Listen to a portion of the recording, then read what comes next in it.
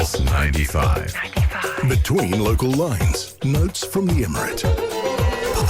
Good morning and welcome back onto the to Sharjah's Pulse 95 radio, the heart of Sharjah indeed, and we're talking about Sharjah being a very, very safe city, so do join in the discussions. Do share your thoughts and opinions of your favorite destinations in Sharjah, your favorite memories of living and working in Sharjah, and if you're a student here, what do you like about spending your time here, and if you're a frequent visitor, also talk to us about your favorite hotspots in Sharjah, because the reason why we're talking about this is a new website, a data sourcing website, Numbeo, has highlighted and ranked Sharjah as the world's sixth safest city. To fix it again, it is Numbeo, Yes. is the website, and they have highlighted and put Sharjah at a very, very high rank. It is even higher than Dubai, United Arab Emirates, for the time being, and we're ranked at we've been given a score of 83.59%. So, speaking of rankings, Yes. actually, I was looking at this list, or a new ranking just came out, making the UAE, or stating that the UAE has become more affordable in the year of 2021 due to consistent decline in rent, property prices, and the cost of education, transportation, and dining out, among others.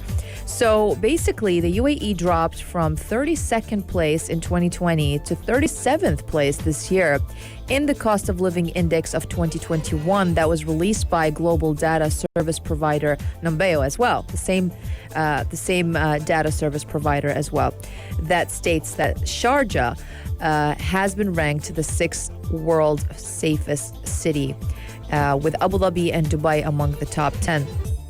So basically, the rental index score fell from 41.07 points in 2020 to 40.62 points this year, while restaurant index dropped from 61.3 points to 61.2 points. But cost of groceries rose actually from 47 points to 48.8 points due to the impact of lockdown on imports and trade during the second quarter of 2020. Yeah, and this increase in affordability across the country is being attributed to the stimuli that have been enacted by the UAE government since COVID-19 wreaked havoc on the country. So the UAE government put forth these various relief packages. They also spoke about how during the last 10 months of 2020, consumers bought stuff online and prices of commodities, essentials, clothing, and household supplies dropped as retailers sought to shift stocks of unsold merchandise. There was a modest increase in food and drink prices that provided the only significant upward effect on inflation, according to analysts. But the big thing here was education, the fact that people had to spend less money on transport and also received some discounts on their schooling fees as well. That made things a whole lot more affordable for people. And the most important thing is rent. Rent was down quite significantly. Yeah, actually, given the falling house rents and new residential supply entering the market, they're saying, or the experts are saying, that expats can pick and choose where they want to live, making upgrades feasible, especially crucial at a time like this. The lower expenses could translate into higher savings for many people, opening up more opportunities to save and also invest and grow their wealth. Yep, of course, and it's incredible to see how things have been changing over here as well, and making things a bit more affordable, especially when it comes to businesses operating in the Emirate of Sharjah, with the stimulus package that we had in the Emirate of Sharjah, also offering a relief to a number of small and medium-sized enterprises in the Emirate. And we also heard from Mohammed Al Musharraf, who is the CEO of FDI Sharjah, who talked to us about how the Emirate had attracted $200 million in FDI in the year 2020. But what's very, very important to highlight and celebrate is the fact that Sharjah has now been classed as one of the top 10 cities for being one of the world's safest cities. Now, why is that so? That's a big question that people would be asking. Now, the thing is, Sharjah Police itself, they've had a Sharjah is a safe city project. according to them, this project is now complete, almost complete. They announced that they have more than 10,000 security cameras worth 40 million dirhams have been installed across Sharjah as part of the massive safety project. It is the third phase of the Sharjah as a Safe City project, which is now complete with advanced surveillance systems put up in the eastern and central regions of the Emirate. The security systems, through the use of high-tech cameras, they've been placed at government facilities, factories, hotels, oil companies, banks, money transfers, jewelry shops, residential and commercial buildings. They give a detailed picture and obtain data for the security or traffic departments. They provide information about a crime, while some offer an overview of the traffic movement and crowd on the street. There are some mobile cameras that collect the information of the vehicle's plates, while others can detect the density of cars on the street and provide suggestions to develop and improve the infrastructure of the Emirates. So much has been going on for sure here in the Emirate of Sharjah. And if we were to pick and choose what our favorite parts of Sharjah are, or destinations, I would gladly say, and place that I always frequent is the Al Muntaza Street, the Al Fishta Beach. That is my favorite location. That is the place where I love walking. I love hanging out there. If you were to spot me and the Green Mobile, it would be down in those parts, and it would also be in Zawaya Walk at times. It will also be found in Mawayla, but for me, hands down, the Al Muntaza Beach is the number one destination to be at. You'll find me in Al Majaz. Yeah. I like the Oh, that's a waterfront, tie. the views. Yeah, with me. Beautiful place. It's a tie between actually Al Majaz and Mamzar. Namzar, it's Yeah. amazing, yeah. Yeah. So everyone likes the waterfront over here. Look at us. Check us out. We're the poshos here sitting in the morning majlis. But yes, do get involved on the text lines 4215. What your favorite destinations in Sharjah are? Where'd you like to go for a nice little stroll? Roller Park is also tends to be quite an interesting place with lots of nice cafes to explore. But for sure, Al Muntaza is number one for me. But do get involved on those text lines, and we'll be back again to continue the discussions here on the Morning Majlis. Up next, we've got plenty of discussions. We're talking about the China and Taiwan divide, as well as the big important discussion that vaccinated people can still spread the virus. Stay with us. This is the Morning Majlis on Pulse 95. Social Media Minute. Today's clickbait worth talking about. Social Media Minute. Hi everybody, welcome back to the program, and we're talking about a particular meme that's been all over the internet and goes way back to the U.S. presidential inauguration 5 days ago, and it started out with a photo of U.S. Senator Bernie Sanders sitting on a folding chair watching President Joe Biden's inauguration. Now, the temperature in Washington, D.C. at the time was below 10 degrees Celsius, so he was sitting there bundled up with a coat, wearing mittens, and sitting socially distanced from everyone else. And for whatever reason, people took that photo and flew all the way with it, pretty much photoshopping it in various places, contexts as well, and pretty much having so much fun with it. Historical photos as well. Really funny. Yeah. Like, it's incredible how it was just a simple picture. Why was it so overrated? I don't get it. Like, why was it so viral? I think it's just the way he's sitting. It's like his chilly body language. He's all like pretty much closing in. His oversized mittens, they're so big as well. And he's sitting all alone in there as well, huddled up in the cold. There's something about the photo that makes it special, but the extent to which people ran with it, it's wild. I want to hear his thoughts on what he feels about this, because it was a fairly. I think he did comment. He on did. It. He said they're selling T-shirts with it. They're going to make Yeah. enough money, and they're going to donate the money as well. So it's doing good. One way of being a very popular figure across the globe, if you can't be elected president. But no, Bernie Sanders. I mean, the way he sat, the way he is so in his zone, is so captivating, but it's so harsh. But funny at the same time to do that with someone. Now, there's a lot of images that have become very, very striking in that sense. Celebrities they're now reposting. It's Yeah. crazy how it just people. They're photoshopping it and they're having their own fun with Yeah. it. Whoa, wow. If you know of anything, it was a private joke, but now it's gone on and it's gone viral.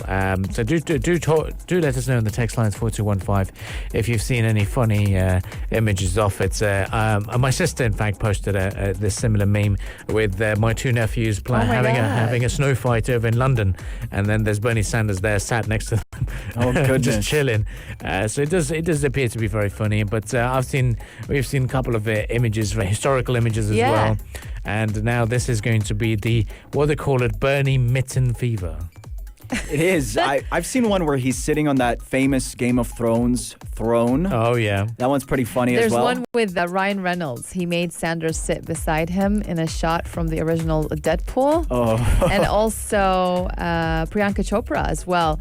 Bernie apparently visited the White Tiger set, as she shared on her Instagram story. So they're basically sitting all together next to each other, and they're all wearing masks. They kind of resemble each other. Same sitting. We need to do that here in our studios. We should. The chair where Rani's bag is sat, we can put Bernie Sanders there, and then that could be it. That could be a good shot for us. The meme world and social media has just taken poor old Bernie Sanders and his mittens by storm. There's one also with the Friends cast. That's quality. He's sitting, that's a good one. He's sitting on the couch, you know, the infamous couch. Yeah. He's sitting with them, with the Friends cast. It's really funny as well. That's pretty cool. Well, we've got to do that for sure. But it just gets everyone on the social media bandwagon for sure, and they do want to continue doing that. But let us know on the text lines 4215 if there's any particular image that really captivates your attention. Time now for us to take a bit of a short break, and we will come back right after that and continue the discussions from there on. Stay tuned. This is Pulse 95. Up next, we have the world of sports updates. This is Pulse 95. Pulse 95. It's the Morning Majlis. Well, starting the year on an exciting note, the Sharjah Cricket Council has announced that the 46th edition of the Bukhatar Premier League is confirmed to start on February 5th. Registration to participate in this iconic 50-over tournament is now open to local, regional, and international teams, with cash prizes worth more than 25,000 dirhams up for grabs. Now, matches will be played across Sharjah Cricket Stadium and the Pavilion in Al Daid, and each team will receive dedicated team kits and also branding opportunities on site, not to mention the chance to play at least 3 matches. Yeah, local teams and local clubs will be battling us out again. 46th Bukhatar Premier League, something that local cricket fans do enjoy watching. So it'll give them a bit of a limelight again, and great to see that these tournaments are resuming in the country. Switching to the world of football. Yesterday was a very intense game. I'm sure Omar Al-Douri will be talking about it in greater detail today.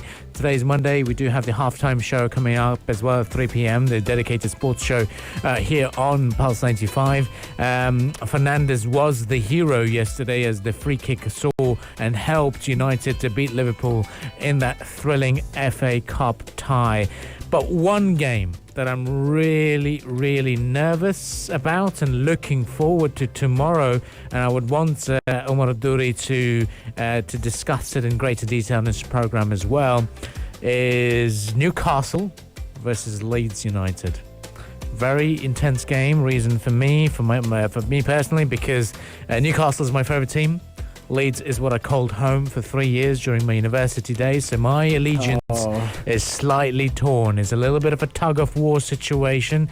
Elland Road versus St James's Park, and that's going to be an intense battle and a matchup that I'm really looking forward to.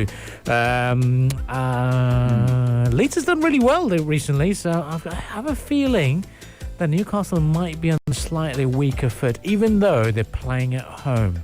But let's see what Omar would have to say to that. Yeah, that's going to be pretty interesting to talk about as well. And in UFC news, we all know Conor McGregor lost his fight yesterday. And the question here now is where he's headed next.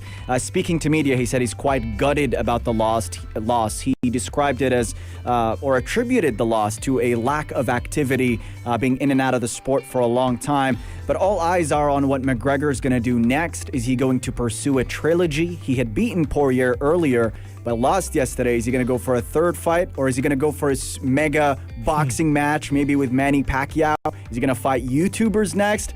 There's so much, a lot of possibilities, and wherever he goes, he's going to make so much money as well. I think he's just going to take it easy, do the YouTuber boxing fights and stuff, and then he'll be sorted for life. You don't need it. You just need that limelight and the attention that he brings. And even the on-stage commentator said that the sport really needs you, and the sport really is everything with you as well. So really very, very important remarks to take back, but a great matchup as well. And Conor McGregor did end up as a meme as well, with him knocked out, became the big thing for the memes, with Netflix saying, "Are you still watching?" And there's McGregor down on the floor thinking no. So that was another funny meme that emerged from it. But yes, so that was a little bit of a sports wrap for you. Tomorrow is going to be the big day for Newcastle versus Leeds. Certainly looking forward to that. And Pakistan, South Africa also battling it out in Karachi this time around for the first test match between those two teams. We'll keep you posted with all those results and games.